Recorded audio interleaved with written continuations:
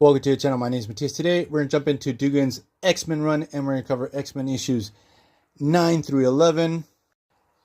And I have to say, the first issue is a little bit weak, but the other two really pack a punch.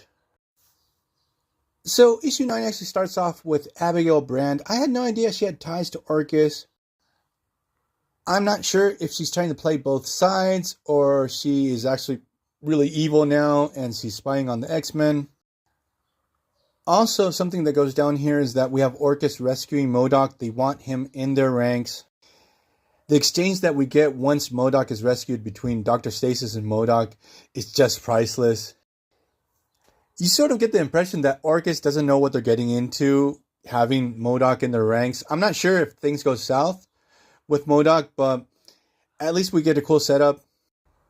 Then the story cuts to Rogue and Gambit, where we have Anne-Marie trying to find out more about Game World, what's the deal with this place, and why they're pretty much hellbent on destroying Earth.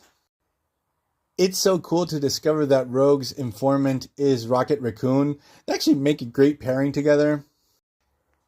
Then in the next issue, what happens is the X-Men discover that Fei Long, who is part of Orchis, has established a base on one of Mars' moons.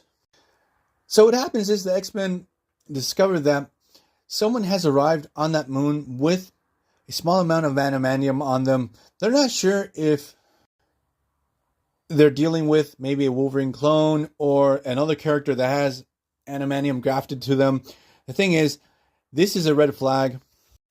Another thing is that they know that Fei Long has a bunch of Wolverine skeletons of all the times that Wolverine has died during the Krakoan era. I don't know why this isn't a priority too, to get all those skeletons back. They feel like another liability for the team. The thing is that Lady Wolverine, Laura Kinney, breaks in and she discovers that this person that has the adamantium is actually captured there. It's actually Lady Deathstrike, who at first is not happy to see Wolverine there.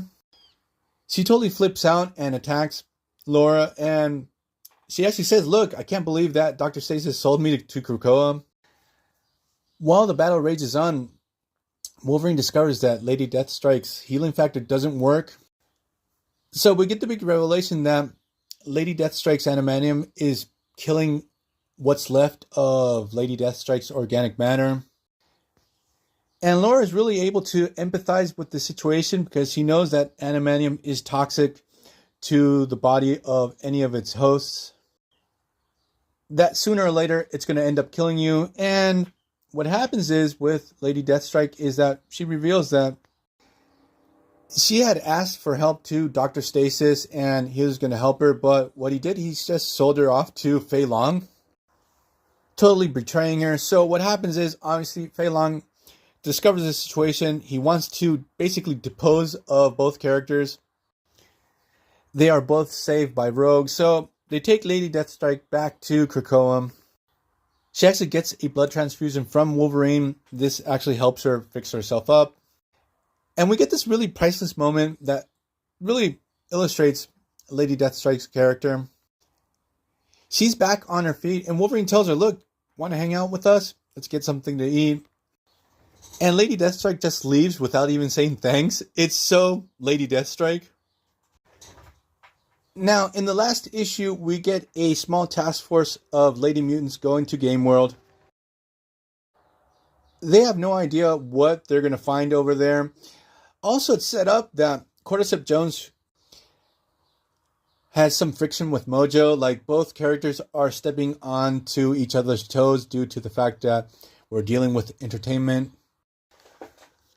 So while the X-Ladies are investigating the place, Wolverine, Laura Kinney, because I feel like I always have to say that because we have two Wolverines operating in the Krakoan era, and I said this was a lady team. Well, sorry.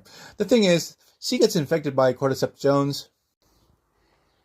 Now, while all this is going down, we have Cyclops and Synch. They're trying to investigate who is Dr. Stasis. So what happens is we have Synch. He comes across one of Stasis's goons. We get a cool battle there. He manifests Laura Kinney's claws during the whole confrontation. While Cyclops confronts Dr. Stasis himself, and we discover that he's Mr. Sinister, or a clone of Sinister because he doesn't look exactly the same.